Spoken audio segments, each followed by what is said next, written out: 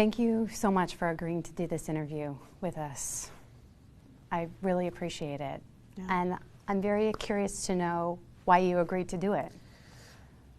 Well, I can't say initially I wanted to, because there's already been enough things in the media and people already have preconceived notions. But if I can help to keep people from going down the same path, then it's worth it for me. I don't think I said it so you can hear it, but my name is Brooke. Maybe they told you that or didn't tell you. Yeah. And I've worked in this market for 12 years, and I've been trying to get an interview with someone in your position for a long time. And the Sheriff's Department has not agreed to it until now. And I think what they saw in you is a real opportunity to give that message out and to let people, especially young girls, know about the choices that can be made. Do you see yourself as being in that position to make an impact in that way? Definitely. You know, everybody says, well, things happen for a reason, and I'm a firm believer that the reason is because we make choices. And I made choices that led me down a certain path, and I continued to make choices that continue to lead me in a direction, and therefore I'm sitting before you today wearing blues and chains. And all these lights that are set up and the cameras and the microphones, it's something that you got used to for a little while. Yeah. Did you think that this was going to be the next time? I mean, obviously not. Nobody ever thinks that they're going to, you know, I mean, I can't imagine thinking like, well, you know, 8 years from now, I hope that I'll be doing this in, you know, in custody. But like I said, I made choices. We are like equipped to deal with certain things, and then other times, like, we feel we can't deal with them. And I chose drugs as an outlet, and that's a really slippery slope. I wanted to ask sort of how you ended up here. And do you credit drugs with sort of being that gateway to where you are today? I do credit drugs, but before the drugs, there was certain flaws within my character, and I can honestly say that today. So, you know, but then drugs gave me I would say the numbness and the lack of morals, because you just don't feel anything anymore, to be able to just end up going so far into that hole. When people watched you on America's Top Model and then later on the Tyra Banks show, was this a side of you that we just didn't see? Was this happening then? No, this wasn't. I can't say that this was happening then, but there's, you know, certain things in our life lead us to become who we are today. And so I can't look you in the eye and tell you that, like, this isn't who I am, because this is who I am. And I can't tell you honestly, like, I'm not this person, because obviously I'm here. This is me. You can't look at me and say I'm not me. So, but certain things continued, you know, it's just like a spiral effect where things just domino out of control. And that's what happened, and it happened very quickly for me. People saw you on television. You had thousands of fans. People were rooting for you to win and succeed. Is this a side of you that they just didn't see? And when I say this, I mean the drug use. Yeah, for sure. Drugs have been a part of my life since I was young. It's always been like an outlet for me. It's always been a way to, like, escape my reality. Not that my reality was ever that bad, but who can judge how one person, you know, like, people might look at me and say, well, she had everything. Well, there's things in my life that they just don't know about. There's things that were going on that they can't say. Just like I can't look at you and judge just based on these few minutes I've had with you how your life has been, what you went through as a child, what you've gone through as an adult, the struggles you face, and then how you're equipped to deal with those, because everybody's equipped differently. We're given different tools and through our childhood and through growing up. And I guess I wasn't equipped properly to deal with some of the things that I went through. Therefore, I turned to substance abuse. When you say that things turned really quickly, can you pinpoint that time when things just got out of control and you felt like you didn't have a handle on what was happening anymore? I can't even pinpoint it, but I know it was a matter of about a year. where things just, I didn't even recognize me anymore. And then at that point, you get to the point where you're like, well, you kind of get a case of, well, forget it then. You know, I'm just gonna do whatever I do, and you know, you're numb to it, and you just go for it. It's like no holds bar. You just keep going. Like once you're on that downward spiral, it's nearly impossible to stop. Was there a low point for you, or are there things that now I'm hoping that you're sober right now? Are the things that, looking at it with a clear head now, you are able to say, I cannot believe what was happening then? I can't even remember what was happening then. That's how bad it was. I have bits and pieces of broken memory about it. Is there something that troubles you the most, what you do remember? The person that I had become, just the person that I had become, where it wasn't even so much I didn't care about other people, because a lot of people don't care about other people. A lot of people are very selfish, but I had such a disregard for myself and for what I was putting myself through. Can you describe to us for a moment where things were really good? I mean, let's paint the picture. You were on a network television show. You made it into the top 3 of this competition. People felt like you had a lot going for you. You're beautiful. You obviously had talent. There were people there who I hope were willing to support you in that endeavor. What was the high for you, and how does that compare with where you are now? It's really hard to say, because I feel like for whatever reason, maybe I'm manic. But even at those high points, there was very low points. There was, it's kind of like a child prodigy.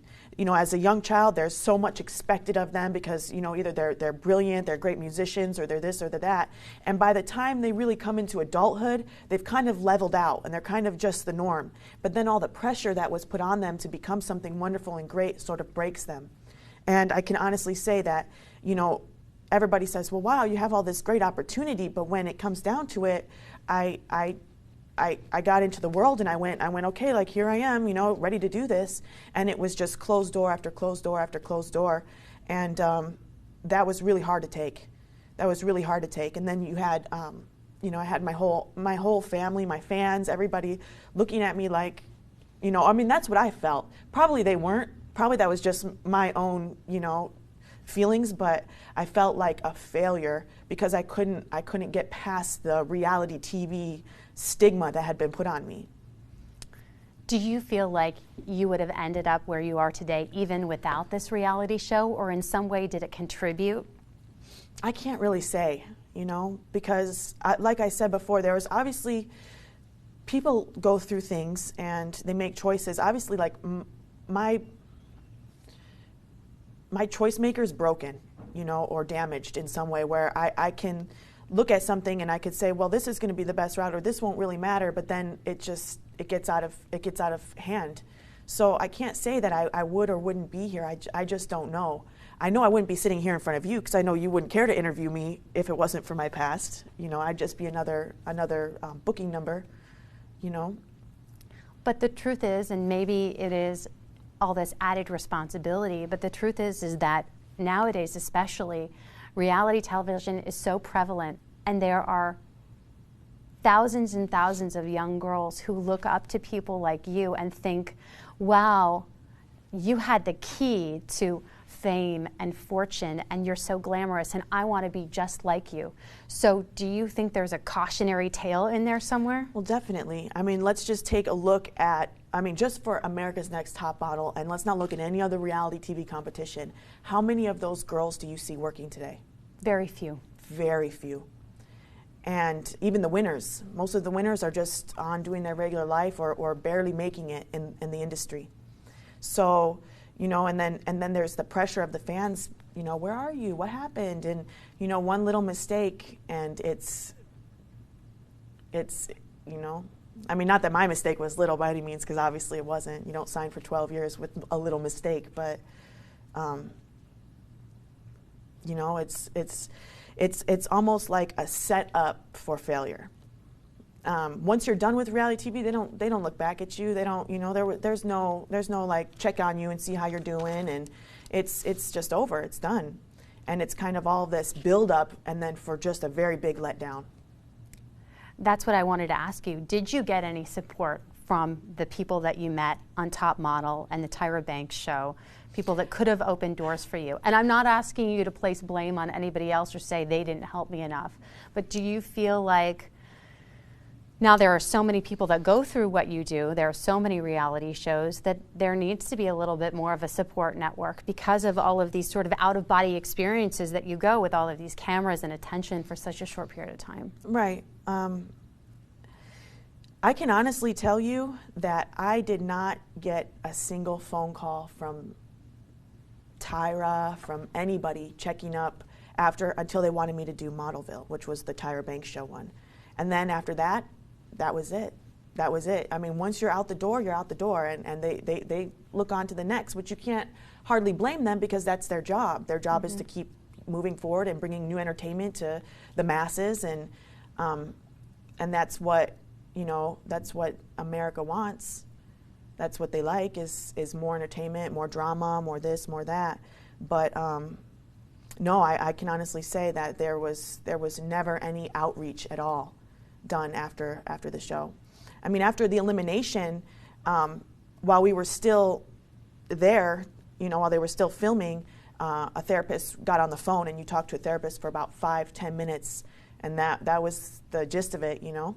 So, but there's plenty of girls who were eliminated and they're doing just fine. So obviously I made choices that brought me here as well. So I want to go over a little bit of what happened, and your case is adjudicated now, so I think you're more free to talk about it than you were beforehand. As you said, you signed for 12 years, right? Yes, so it's all kind of out there now, but I don't think people totally realize the extent of what was going on during, at least in Riverside County, I would say like the beginning of 2013 until you got put in custody in June.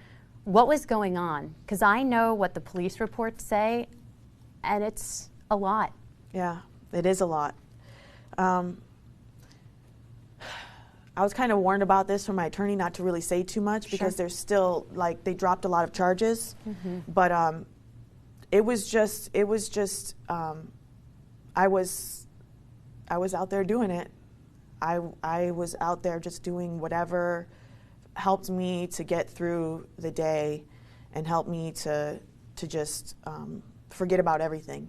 I was trying to become, I can honestly tell you, looking back on it now, I was trying to become lost in a world that didn't know me, because they just don't know me. That world doesn't know me. And it was easy for me to become a different person and not have the pressure of what my life was quickly not becoming. I could, you know, just, it's like a case of just, well, you know, kind of give up.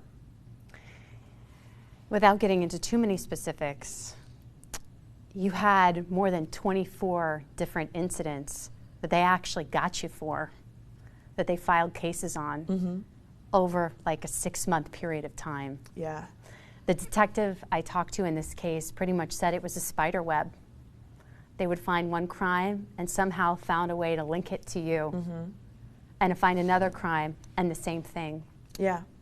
There are a lot of victims in this case, in these cases. There are. Do you feel remorse for not just the position you're in, but for all of these other victims? I mean, obviously, I do feel remorse for that. Of course, I feel remorse. Hurt people, right? That's all. I mean, that's. Was it personal for you in some of these cases? Oh no, never. I have no idea who they are. It was never personal. I mean, it was never like a vendetta I had against anybody. But sometimes there were people who knew you and helped you. I don't know. I can't speak on that. There's because of this being what it is, there's a lot of people come out of the woodwork. You know, a lot of these charges were filed after I was apprehended, after I was arrested. So I can't speak on all of that, you know. What about that day that you were arrested? What was going on? I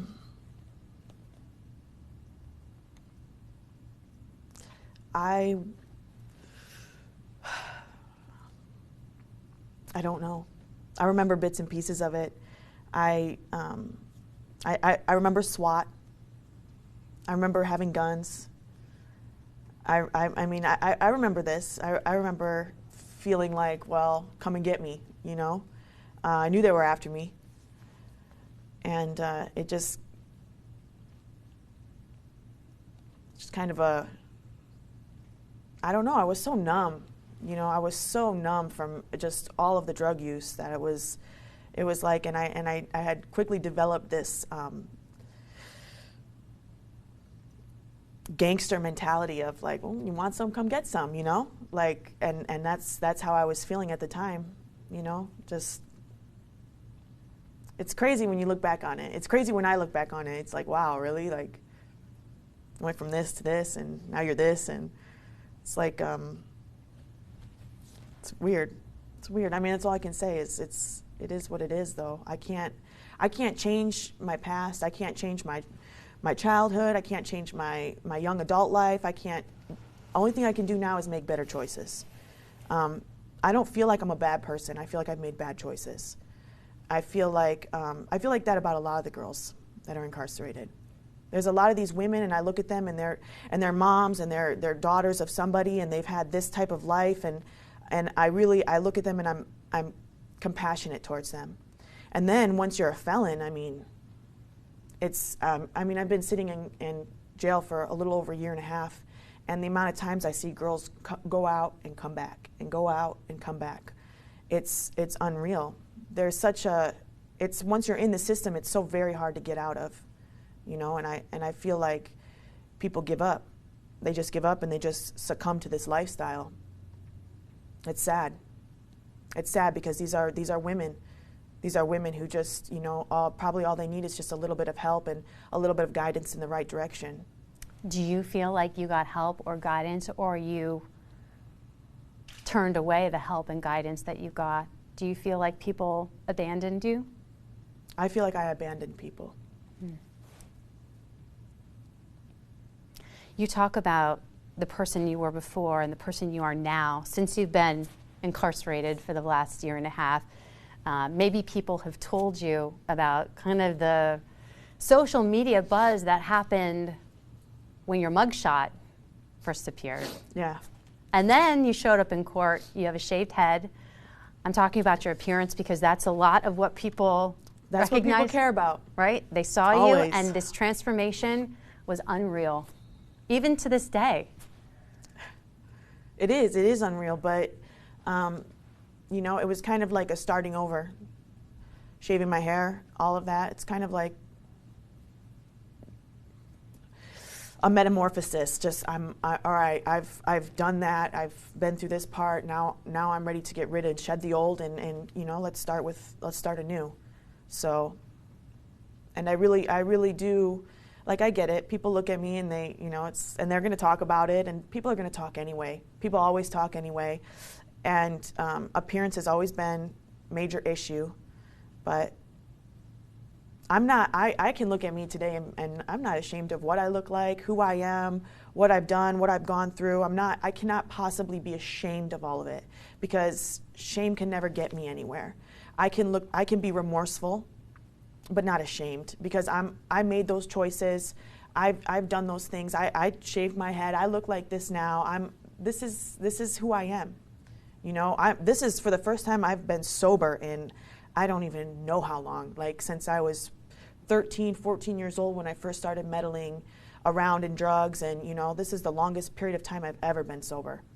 And it's really started teaching me a lot about who I really am, and trying to figure that out, because I really just didn't know who I was. I know who people wanted me to be. I know who I thought I should be, but I really had no idea who I was as a person. Why did you accept that plea deal? I mean, you had a lot of strikes that you took by accepting this plea deal. You spent a long time in prison. Why did you do it? You could have fought it. Yeah, and I probably could have got less time, And I probably could have gone out like to sentencing. But I took the deal because it was, I'm tired of, I'm ready for the next chapter, you know? I'm ready for what's next in my life. Sitting dormant is very frustrating after all this time, and dragging my family and friends and everybody that, I mean, I've already put them through so much, but to continue to drag them through this, it's unfair and it's cruel. So. Can we talk a little bit about your family and your friends? You have 3 children. You had one, I think, on the first cycle of America's Next Top Model. Then you had a daughter, right? And we, I think, have little girls who are almost the same age. What did you name your last little girl? India Rose. When was the last time you saw her? A couple weeks before I was incarcerated. Did someone bring her to you? Yeah, I saw her. I dropped her off at my sister's because I was using. And, you know, I don't really feel comfortable talking about this. Okay. When you think about your kids, though, do you feel like they're safer now? I mean, was that, I'm just kind of going through this story. I have 2 little kids. Being away from them would be the hardest thing I could ever go through. That was really the breaking point. When they were no longer right there with me and I no longer had that purpose.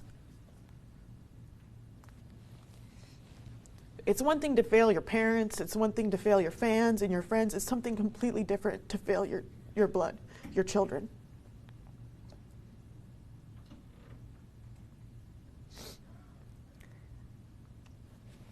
You can't cry, because then... Well, this is mom to mom, and I'm very emotional always. I hear what you're saying. So when you think about them now, do you want them to see you? Well, yeah, I do, but right now, I want them to see me after. You know, I talk to them on the phone, and things are good.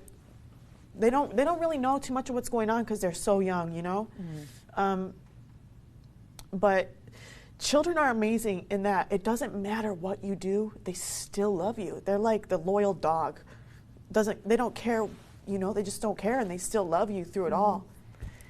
Do you feel like you ever put them at risk, though, with your behavior? When I felt like I was beginning to put them at risk, that's when I relinquished custody to my sister. That's when I was, you know, I dropped them off with my sister, and, you know, and the idea was that I would go get help, but the minute they weren't there, it was, you know, addiction is a very dark abyss. It was like I fell down the white rabbit's hole, and I just kept falling. You were caught with some, I think, heroin at some point, meth at other points. Was there anything that you did not take? I mean, yeah, there's things that I didn't take, but probably only because they weren't around. What would you say to other girls about, and guys, not only about drug use, but about, I guess, the perils of being on reality television? If some girl came up to you and said, I want to, you know, try it just like you did. I mean, I would never tell somebody not to go for their dreams, ever. You know, but I would give a word of caution that regardless of what the forums say in the chat rooms and whether or not you win or not, you have to recognize the strength in yourself and be able to be proud of who you are, regardless of what other people think. And then, obviously, it is such a dangerous thing when you mess around with narcotics. It is so easy for it to become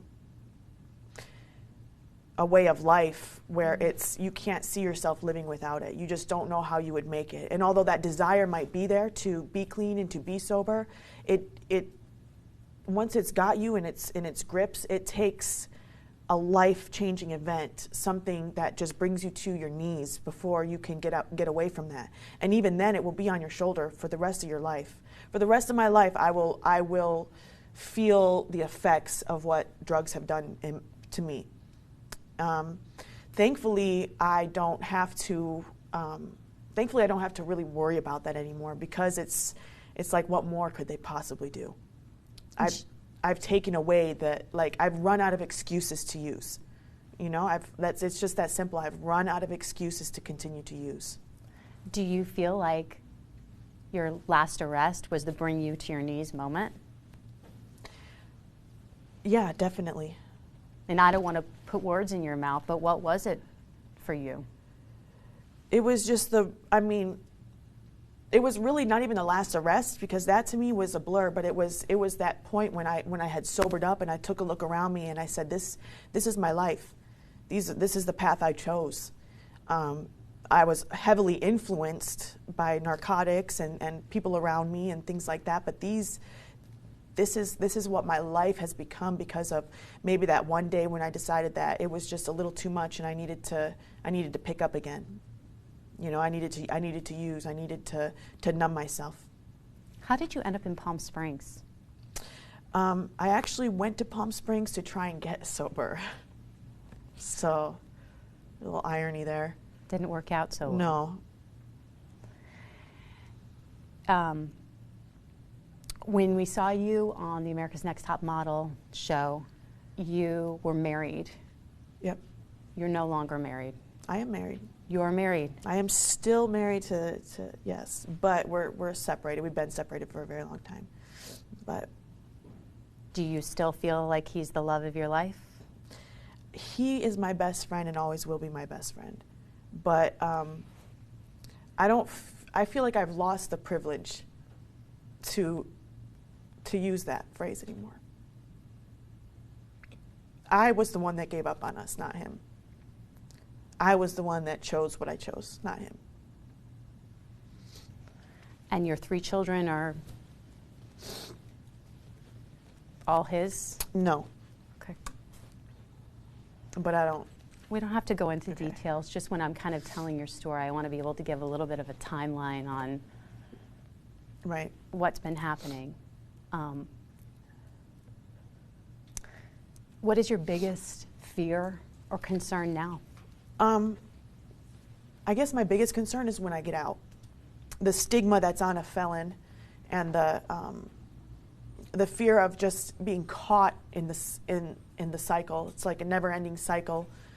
I know people do it. They get out of prison and they stay out of prison and they stay out of trouble. But I know also that it's very difficult, especially when you have multiple strikes and so on and so forth. But I really hope to advocate and to maybe help other women who get out of prison and they want a new life and they want to change. And maybe, who knows, maybe I can take that stigma off of felons. Maybe I can be the one that shows that, you know, just because we make choices and we end up going down a certain path, and it doesn't mean that that's who we are. That ultimately I believe people are good. Ultimately people are good. Just making bad choices and maybe not really, like I said, being very well equipped with the tools that help them to, you know, make better choices. So eventually maybe I'll be able to help girls, guide them, and maybe that will help me stay out of trouble. You said you came to Palm Springs to get sober. Did you actually had there been any points where you've been in rehab? No, I've never actually done a rehab program. You weren't ready? It just never seemed like that. Just the timing. When you have kids, it's like you know, you want to do the rehab and yeah. Just, you know, I'm going to kind of run the clock out. So you just think of anything else until they tell us we're done. We're done. Okay. So just kind of some like bookkeeping type questions here. So you never went to rehab. Your kids, are they with family now? Yeah. So no one's in. My youngest I adopted out. I had him right before I got locked up, and his foster parents are really amazing. And looking at all this time, I just didn't feel like it was fair so I adopted him out. Indio? No, no, no. That's my daughter. Oh, okay. My youngest is Dorian. Dorian Yeah. is your little boy. He's Yeah. about a year. A little over. He's almost 2 years old. Dorian. Yeah.